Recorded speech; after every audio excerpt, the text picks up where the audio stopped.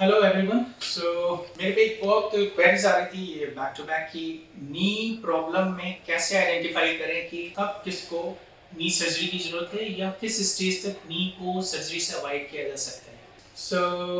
Good morning to all. I am doctor Amit Srivastava. I am senior director and unit head in Max hospital Patparganj and मैं expertise करता हूँ knee and hip replacement surgery and arthroscopic surgeries में।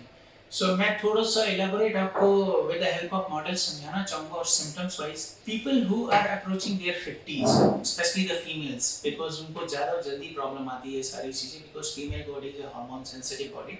जब आपको ऐसा लगने लगे कि आप कुछ टाइम पहले तक 300-400 मीटर या 500 मीटर आराम से चल लेते थे बट अब आपको वही एक्टिविटीज करने में ज़्यादा एफर्ट डालने की ज़रूरत पड़ती है या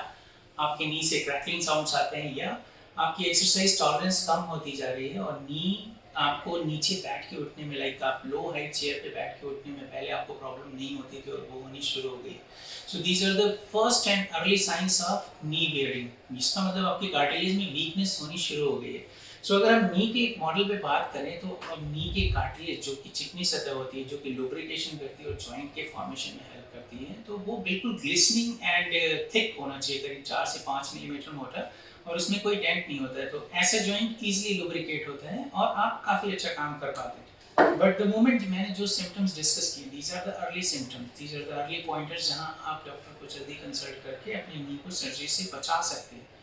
यहाँ पे इसी कार्टिलेज में जहाँ आप देखते हैं कि ये बिल्कुल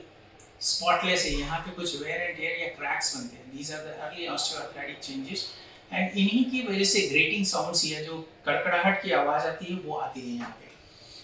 यहाँ पे जब तक नी के अंदर ये चेंजेस हुए हैं but your axis is more और लेस मेंटेन्ड, आपकी एक्सिस मेंटेन्ड है, इसमें कोई वायरस वैल्गस मतलब इनवर्ड या आउटवर्ड टिल्ट नहीं आया हुआ है तो ये सबसे अच्छा स्टेज होता है जब हम यहाँ पे इस नी को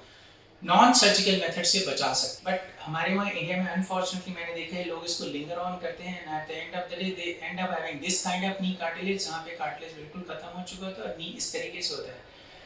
इस कंडीशन में whenever they are walking with the limb, उनकी बॉडी एक तरफ को टिल्ट करती है, जब वो चलते हैं तो लर्च होते हैं।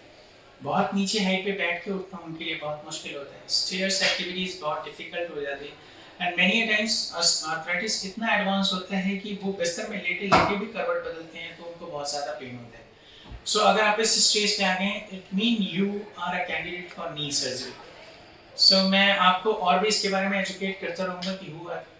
candidates for knee surgery who are the candidates for non-surgical treatment of the knee in our corresponding lectures and as of now मैं आपको यही सजेस्ट करूँगा कि the moment you feel like कि आपका exercise tolerance कम हो गया है, आप पहले जो activities effortless कर लेते थे उसमें knee में आपको effort डालना पड़ रहा है, pain हो रहा है, grating या cracking sounds आ रहे हैं तो इसका मतलब आपका knee arthritis की तरफ जा चुका है। Kindly drop a comment on the given addresses and links if you have any query related to knee problem। आपको कोई समस्या होती है तो आप हमारे को definitely comment करें, we'll get back to you and आप ये दिए गए एड्रेस पे हमें contact भी कर सकते हैं।